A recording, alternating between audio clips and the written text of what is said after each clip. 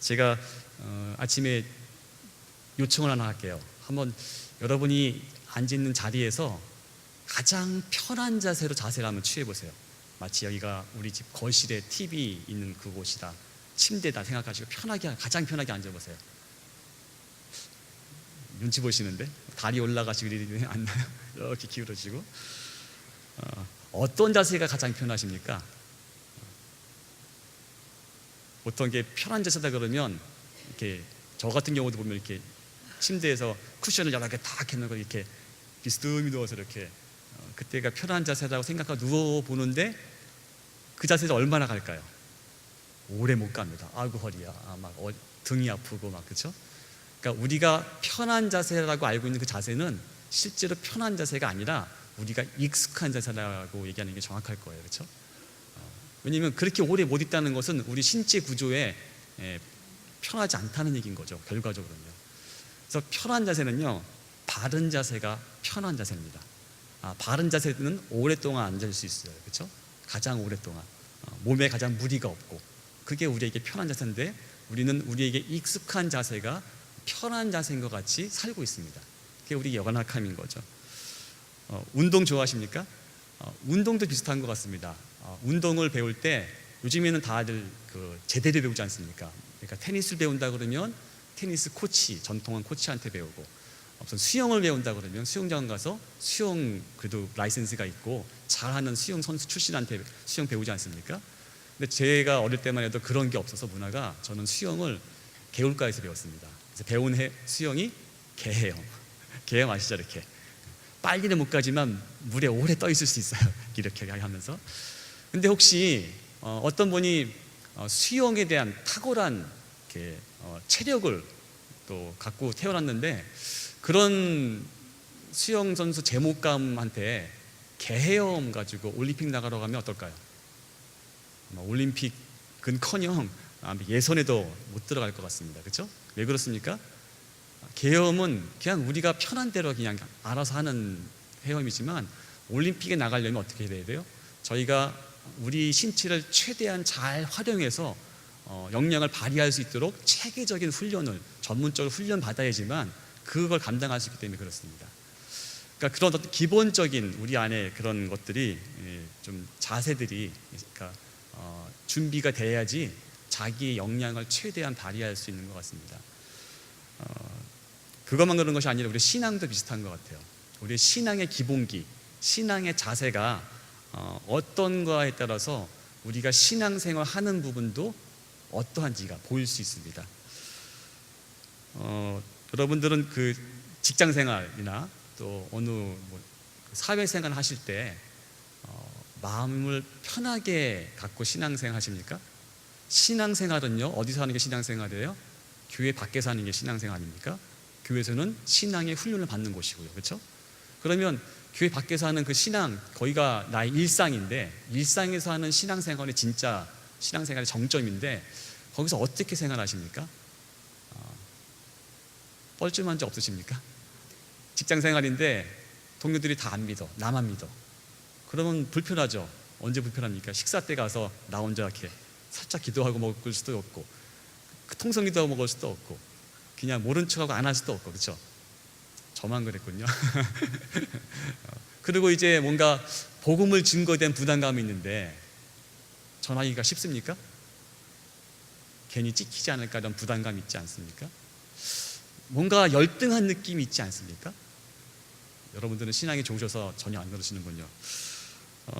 뭔가 어색한 느낌이 있는 것 같아요. 그 중에 하나는 이런 것 같아요. 나는 뭔가 좀 부족한 사람이기 때문에 쟤는 잘 나가고 동료들은 뭔지 믿지 않는 친구들은 정말 마음껏 잘 사는 사람인 것 같고 나는 왠지 부족한 사람인 것 같은 어떤 그런 마음가짐 때문에 그런 것 같아요. 그래서 오늘 말씀은요, 좀 그런 태도들을 있게 한 원인이 뭔지, 그러면 직장 생활과 내 삶의 일상에서 어떻게 살아야 될 것인지 좀 그런 걸 좀 나누고자 합니다. 그리스도인은 믿음으로 살고 그리스도인이 아닌 사람은 사실에 근거해서 삽니까? 질문 드렸습니다. 어떤 것 같으세요? 그리스도인은 믿음을 근거로 살고 그리스도인이 아닌 사람은 어떤 사실을 근거로 해서 산다고 생각하십니까? 절대로 아닙니다. 사람은 객관적으로 완전히 객관적으로 살 수 없습니다. 완전히 객관적일 수도 없고요. 제가 시 하나 읽어드릴게요. 우리가 사는 이 세계, 이 우주를 바라본 두 편의 시를 읽어드릴 겁니다. 하나는 짤막한 시고 하나는 여러분이 잘 아는 시인데, 그 시, 이 첫 번째 짤막한 시는요 19세기 말 그 스티브 크레인이라는 분이 쓴 시인데, 현대인이 이 우주를 바라보면서, 이 세계를 바라보면서 느끼는 비극적인 마음을 이렇게 표현했습니다. 한 남자가 우주에게 말했다. 선생님, 저는 존재합니다. 그러나 하며 우주는 대답한다. 그 사실은 나에게 아무런 의무감도 일으키지 않네. 이게 끝입니다. 우주한테 얘기했는데 우주가 하는 말이, 나는 너에게 아무런 의무감도 느끼지 않네. 이렇게 탁 던져버려요. 뭔가 허무하고 공허하고 뭔가 방치되어 있는, 내팽개쳐진 느낌, 그 차가움이 느껴지죠. 그렇죠? 반면에 여러분이 잘 아는 고대 시인이 읊었던 시를 하나 읽어드리겠습니다. 이것도 길진 않지만, 여호와 우리 주여, 주의 이름이 온 땅에 어찌 그리 아름다운지요. 주의 영광이 하늘을 덮었나이다. 주의 대적으로 말미암아 어린아이들과 젖먹이들의 입으로 권능을 세우심이요, 이는 원수들과 보복자들을 잠잠하게 하려 하심이니이다. 주의 손가락으로 만드신 주의 하늘과 주께서 베풀어 두신 달과 별들을 내가 보오니, 사람이 무엇이기에 주께서 그를 생각하시며 인자가 무엇이기에 주께서 그를 돌보시나이까. 그의 손으로 만드신 것을 다스리게 하시고 만물을 그의 발 아래 두셨으니 곧 모든 소와 양과 들짐승이며 공중의 새와 바다의 물고기와 바닷길에 다니는 것이니이다. 여호와 우리 주여, 주의 이름이 온 땅에 어찌 그리 아름다운지요. 어떻습니까, 마음이? 똑같은 세상을 바라보는데, 똑같은 우주를 바라보는데 여기에는 어떤 의미가 있고 가득 찬 돌봄, 어떤 충만함이 있지 않습니까? 따뜻함이 있습니다. 똑같은 세상인데 같은 세계에 살면서 그 같은 세계를 같이 느끼지 못하고 같이 바라보지 못합니다. 사람은 객관적이지 않기 때문에 그렇습니다. 주관적으로 바라보고 생각하고 느끼고 행동합니다. 이런 것을 이제 세계관이라고 표현하는데요, 공부한 사람이나 공부하지 않은 사람이나 누구나 이 세계를 바라보는 자기만의 관점이 있습니다. 쉽게 설명하면 이런 겁니다. 제가 이제 안경을 쓰고 있죠. 이 안경에다가 파란색으로 색칠한 다음에 하얀색 종이를 쳐다보면 하얀색 종이가 무슨 색으로 보일까요? 네, 파란색으로 보이겠죠. 그 다음에 제 안경에다가 빨간색을 색칠합니다. 그런 다음에 하얀색 종이를 봅니다. 그러면 하얀색 종이가 뭐로 보입니까? 빨갛게 보여요. 종이가 빨갛습니까? 아니죠. 이 사람 거짓말하는 겁니까? 제가? 제 입장에서는 진실을 얘기했어요. 그렇죠? 그렇지만 객관적으로 볼 때 어떻죠? 새빨간 거짓말이죠. 이게 인간의 한계입니다. 자신의 관점, 자신의 세계관에서 모든 것을 생각하고 느끼고 판단하고 행동합니다. 이거는 예외가 없습니다. 그리스도인이나 그리스도인이 아닌 사람이나 다 자신의 세계관을 따라 삽니다. 무슨 얘기냐면요, 그리스도인은 하나님을 믿는 세계관이고요, 그리스도인이 아닌 사람은 하나님을 믿지 않는 세계관인 거예요. 쉽게 말씀드리면 그리스도인은 하나님을 믿고 모든 것을 바라보는 그런 사람이고요, 그리스도인이 아닌 사람은 하나님이 없다고 생각하는 관점에서 모든 것을 바라보는 사람인 것이죠. 이게 그 차이입니다. 그러니까 우리가 세상 사람들, 특별히 믿지 않는 사람들 앞에 있을 때 뭔가 열등하게 느낄 필요가 없습니다. 똑같은 입장이에요. 어떤 입장이요? 다들 세계관을 따라 사는 거죠. 쉽게 말하면 우리는 신앙을 따라 살고요, 믿지 않는 사람들은 신념을 따라 삽니다. 왜냐하면 다 같이 세계관의 차원에 살기 때문에 그렇습니다. 세계관이라는 것을 조금 설명해 드리면 이런 겁니다. 나는 어디에 있는가? 우리는 누구인가? 무엇이 잘못되어 있는가? 어떻게 해결할 것인가? 이런 것에 대해서 답을 주는 궁극적인 질문들을 세계관이라고 합니다. 결국 이렇게 따지다 보니까 이 세계는 거칠게, 무슨 자세히 하면은 더 많겠지만 거칠게 크게 딱 나누면 두 가지의 세계관이 있는 것 같습니다. 첫 번째로는 성경에서 얘기하는 성경적 세계관이 있고요. 그러니까 성경의 기준이 기초가 되는 거죠. 성경에서 바라보는 관점으로 이 세계를 바라보는 성경적 세계관이 있고요. 또 하나는 내가 기준이 되어서 이 세계를 바라보는 자아중심적인 비성경적 세계관이 있습니다. 내가 법인 거죠. 두 가지, 극단적으로 표현하면 두 가지 세계관이 있는 것 같습니다. 하나는 성경에서 바라보는 세계로 이 세계를 바라보고 느끼는 그런 성경적 세계관과, 또 하나는 내가 기준이 되어서 자아중심적으로 이 세계를 바라보고 생각하고 행동하는 그런 비성경적 세계관이 있습니다. 결국 사람들은 이 세계관을 통해서 진리가 무엇인지 발견합니다. 저희는 성경적 세계관으로 살려고 하는 사람이기 때문에 결국 성경을 통해서 우리의 진리가 뭔지에 대해서 생각하게 되는 것이죠. 그럼 잠깐 성경적 세계관이 뭔지 좀 설명해 드릴게요. 여러분들이 이미 아시지만 이렇게 글로 된 거는 처음 들으시기 때문에 질문 드리면 모르지만 들어보시면 그거 다 아시는 내용일 거예요. 이 성경에서는요, 이 세상에 대해서 이야기를 합니다. 하나의 큰 스토리를 하는데요. 첫 번째로 만물, 그러니까 자연, 인간, 문화, 사회, 이 만물은 그리스도에 의해서 창조되었다라고 시작합니다. 그렇죠? 그리고 곧이어 시작하자마자 만물은 어떻게 했습니까? 타락했죠. 하나님을 떠났습니다. 하나님을 떠난 게 타락이지 않습니까? 불순종했죠. 세 번째로 만물은요, 타락에도 불구하고 지금껏 그리스도에 의해서 하나님에서 보존되고 있습니다. 하나님이 놓으면 사라지는 거죠. 네 번째로 이 만물은요, 그리스도의 십자가에 의해서 하나님과 화목되었습니다. 죄로 갈라졌던 그 관계가 화목되었죠. 마지막으로 이 만물은 그리스도가 다시 오실 때 재림 시에 완전히 회복되어서 완성될 것입니다. 그가 우리가 꿈꾸는 영원한 하나님의 나라 천국이라고 할 수 있죠. 이 이야기가 바로 성경이 이 세계를 바라보는 관점입니다. 성경적 세계관의 큰 흐름이죠. 오늘 본문 보시면요, 이 본문에도 이 세계관을 잘 담겨져 있습니다. 어떻게 담겨져 있는지 좀 보시고, 특별히 이 세계관을 잘 한쪽으로 표현한 것들이 보통 진리라고 할 수 있는데, 무엇이 진리인지, 또 진리를 알려면 어떻게 해야 되는지, 진리가 우리에게 주는 유익이 뭔지 그걸 좀 잠깐 보겠습니다. 오늘 본문 31절, 32절을 한번 같이 보겠습니다. 먼저 31절부터 읽겠습니다. 시작. 그러므로 예수께서 자기를 믿은 유대인들에게 이르시되 너희가 내 말에 거하면 참으로 내 제자가 되고 진리를 알지니 진리가 너희를 자유롭게 하리라. 아멘. 이 말씀을 듣는 사람들은 믿은 유대인이었습니다. 31절에 보면 믿은 유대인에게 이르시되라고 되어 있거든요. 그러니까 이미 믿은 신앙이, 그러니까 예수님을 믿는, 메시아로 믿는 그런 유대인인 것 같은데, 나중에 59절에 가면 그 믿음이 온전한 믿음은 아니었던 것 같아요. 왜냐하면 예수님을 죽이려고 하거든요. 죄에 대해서 지적하기 때문에. 아무튼 간에 듣는 대상이 유대인이었습니다. 구약을 잘 아는 유대인들이었고요. 이 말씀에 따르면 예수님이 이렇게 말씀하십니다. 너희가 내 말에 거하면, 이렇게 표현합니다.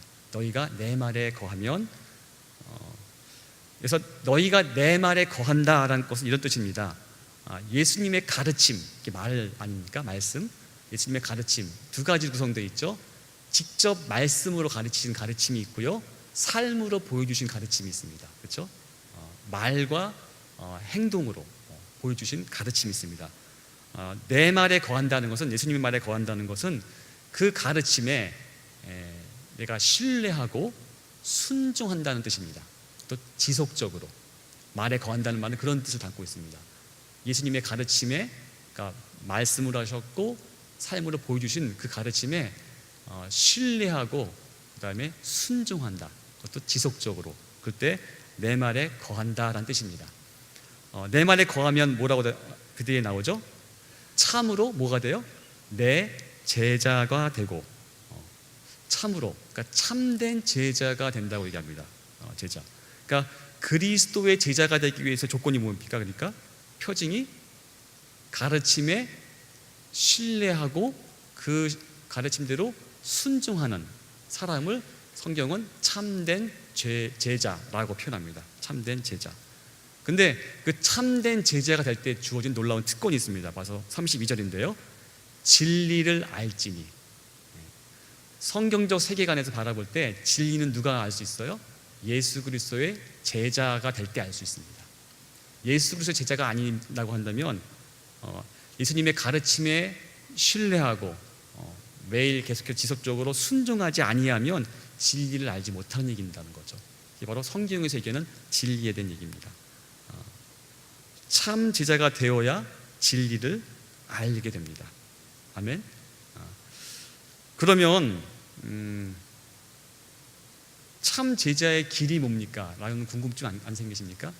신앙생활은 교회에서 하는 것이 아니라 내 일상 가운데서 하는 건다고 말씀드렸는데, 그럼 일상 가운데 내가 어떻게 제자로서 삶을 살아낼 수 있습니까? 라는 질문 안 생기십니까? 오늘 좀 그 내용을 조금 이렇게 나누려고 합니다. 하나님의 말씀인 성경은요, 우리 사람의 모든 영역에 대해서 하나님의 관점, 즉 성경적 세계관을 가지기를 원하십니다. 아니요, 명령하십니다. 모든 영역이라 하면 이런 거죠. 정치계, 경제계, 교육계, 미디어, 커뮤니케이션, 예술, 예능, 또 교회, 종교, 과학기술, 가정, 이렇게 모든 영역 가운데서 하나님의 관점이 있어요. 그 영역을 허락한 하나님의 계획과 뜻이 있습니다. 하나님의 섭리가 그 가운데 있어요. 그것을 알아야지 그것 가운데서 제자로서 어떻게 살 것인지 알 수 있지 않겠습니까? 우리가 교회에서 배워야 될 부분 중에 하나가 바로 이런 부분입니다. 성경을 연구해야 될 목적이 있다면 그게 무엇인지, 여러분의 직장, 직업, 여러분의 삶의 현장에 어떻게 살 것인지 계속 고민하시면서 성경을 연구하실 의무가 있습니다. 제가 거기 공부하실 때 도움될 만한 큰 줄기 몇 가지만 말씀해 드리려고 합니다. 이걸 다 얘기하자면 너무 길어서요. 첫 번째로 정치계. 하나님이 정치를 왜 허락하셨을까요? 거기에는 어떤 의미가 있을까요? 첫 번째로 정치 생각하시면 여러분 부정적이잖아요. 근데 원래 하나님이 정치 허락한, 권위를 허락한 이유가 있습니다. 공동체를 보호하기 위해서 허락하셨는데, 정치 생각하실 땐 하나 기억하십시오. 하나님은 왕 중에 왕이시다. 하나님은 왕 중에 왕이시다. 하나님이 통치하시는 분입니다. 참된 통치는, 참된 정치는 하나님께로부터 와요. 좀 그걸 먼저 기억하시면 좋겠고요. 그러면 그 정치에서 드러나는 하나님의 첫 번째 속성은 뭘까요? 정의입니다. 공의요. 정치를 통해서는 공의가 드러나야 됩니다. 그럼 여러분들은 그것 가운데 어떻게 참여하실 수 있죠? 그 통치에. 그러니까 하나님이 이 영역, 정치란 영역을 어떻게 다스릴 수 있으십니까? 여러분에게 위임된 사람들을 여러분이 뽑잖아요. 그렇죠? 투표를 통해서 정치에 참여할 수 있고 선한 영향을 끼칠 수가 있죠. 그러니까 그리스도인은 정치 참여를 해야 됩니다. 해야 됩니다. 하나님의 뜻이 온전히 이루어질 수 있도록 그렇게 기도하셔야 되고요. 이게 첫 번째로 정치 부분입니다. 하나님이 왕 중에 왕이란 것과 동시에 하나님의 정의를 생각하시면서 정치를 생각하시면 좋겠고요.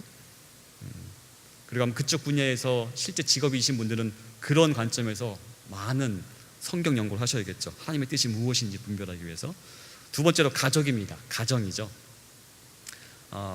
가정 그러면 하늘에 계신 아버지 누굽니까? 우리 하나님 아버지 생각하시면 됩니다. 가정 그러시면 예수님이 주기도문 하실 때 하늘에 계신 우리 아버지여라고 우리 번역했는데 원어대로 읽으면요 우리 아빠 이렇게 됐습니다. 예수님은 독특하게 하나님을 불렀는데 호칭이 아빠란 단어를 썼어요. 계속 성경에서는요. 그 아빠란 단어는 유대인들 가운데서 아주 친밀한, 그러니까 어린아이가 우리 발표랑 똑같습니다. 아버지를 부를 때 쓰는 단어예요. 아빠. 아주 친밀할 때만 부르는 특별한 단어인데 주기도문에서 그거 쓰십니다. 그러니까 가정에 하늘에 계신 아버지, 가정 생각하실 때 하늘에 계신 아빠 대신 아버지를 생각하시면 되고요. 가정에서 뭐가 중요하죠?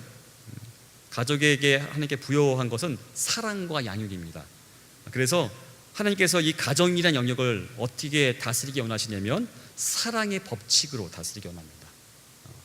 정치가 공의라고 한다면 가정은 사랑의 법칙으로 품어주고 용납하고 용서해주고 기다려주고 인내해주고 사랑의 그 원리 있잖아요. 그것으로. 그래서 어릴 때부터 사랑을 가정에서 경험하고 사랑받고 자란 사람이 다시 커서 사랑을 베풀 수 있죠. 그렇죠? 가정 그러면 기억하실 게 아빠 대신 친밀한 아버지 대신 하나님을 기억하시고 거기서는 사랑과 양육이 이루어지고 그것을 통치하는 하나님의 다스림은 사랑의 법칙으로 다스리십니다. 세 번째 이게 교회입니다.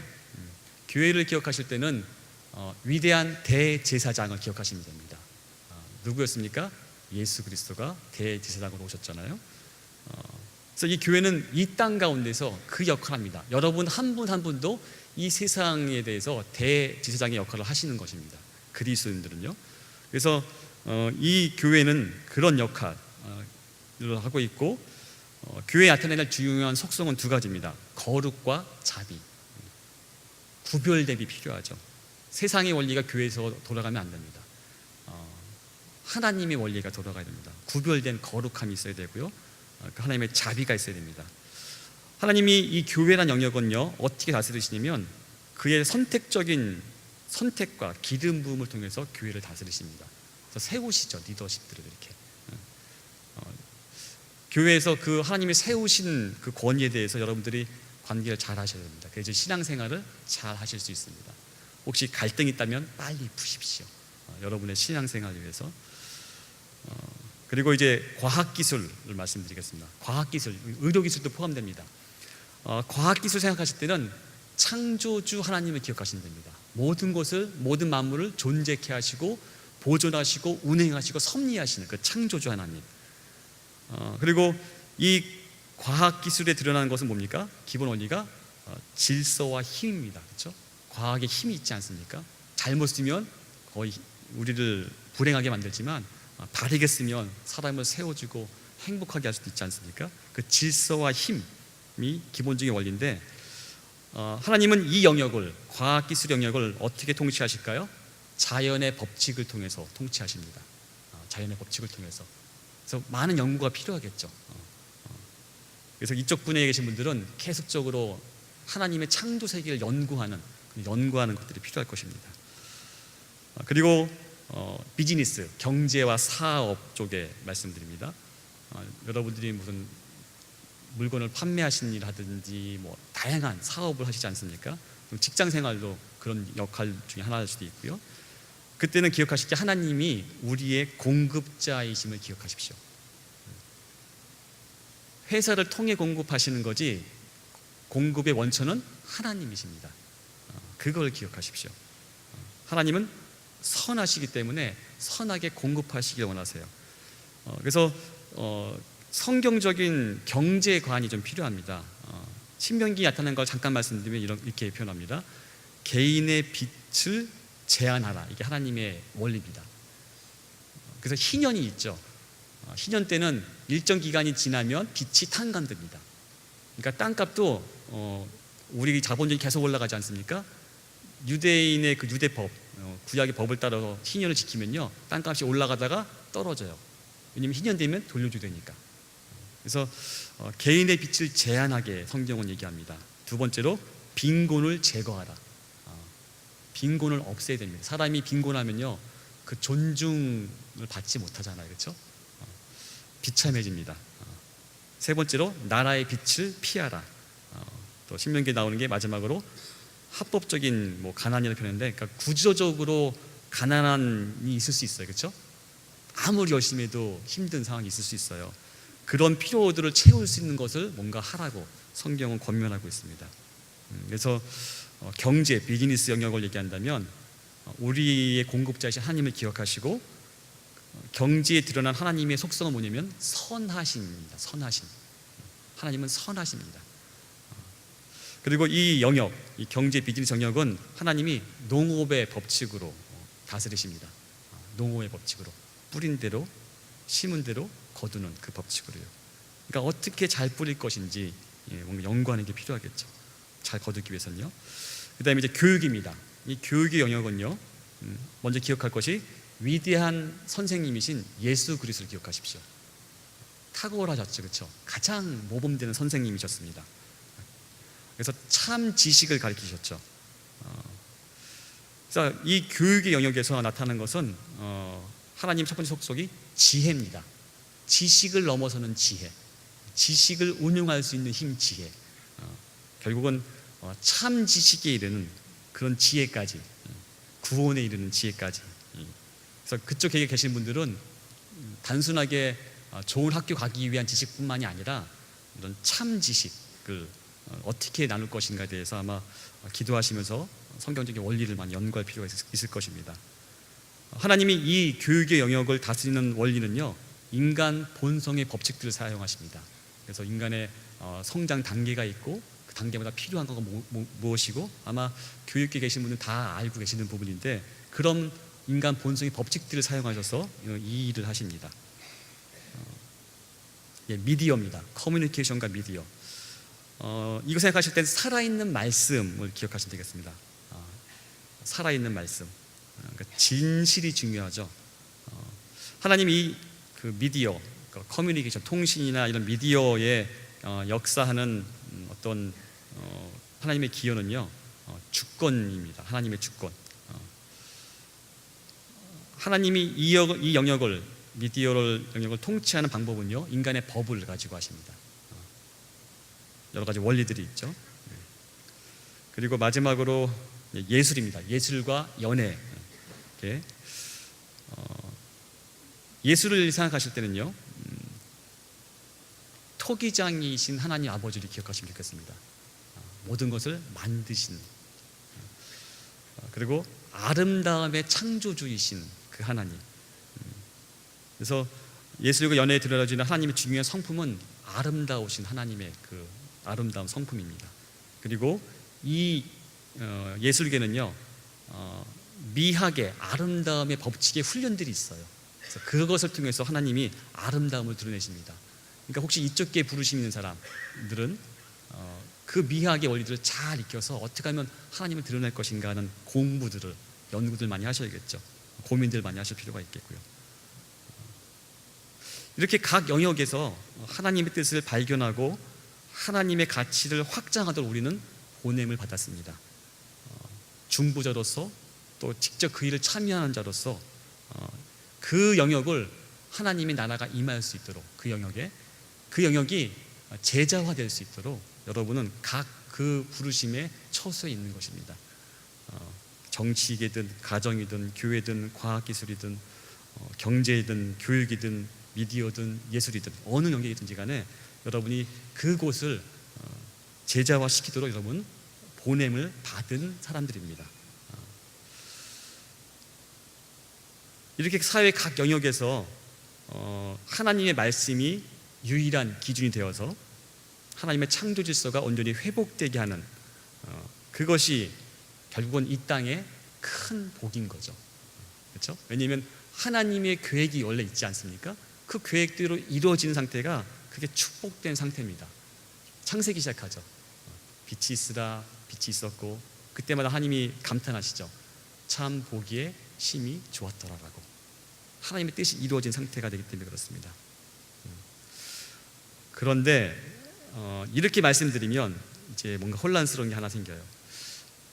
나는 진리는 알겠는데 진리가 좀 진리입니다. 무슨 말인지 아시겠어요?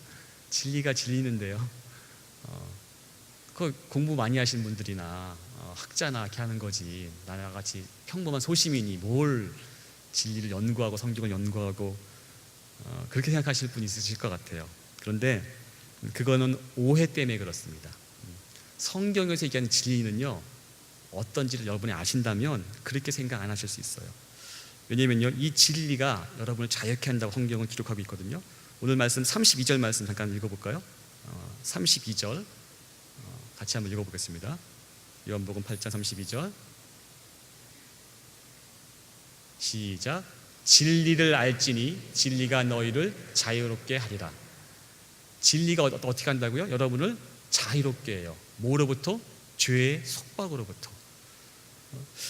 이때 진리 그러면 여러분이 생각하는 게 뭔가 공부하고 내가 이해하고 머리에 막 생각하시는데, 성령의 진리는 그렇지 않습니다. 제가 몇 가지 좀 예를 드릴게요.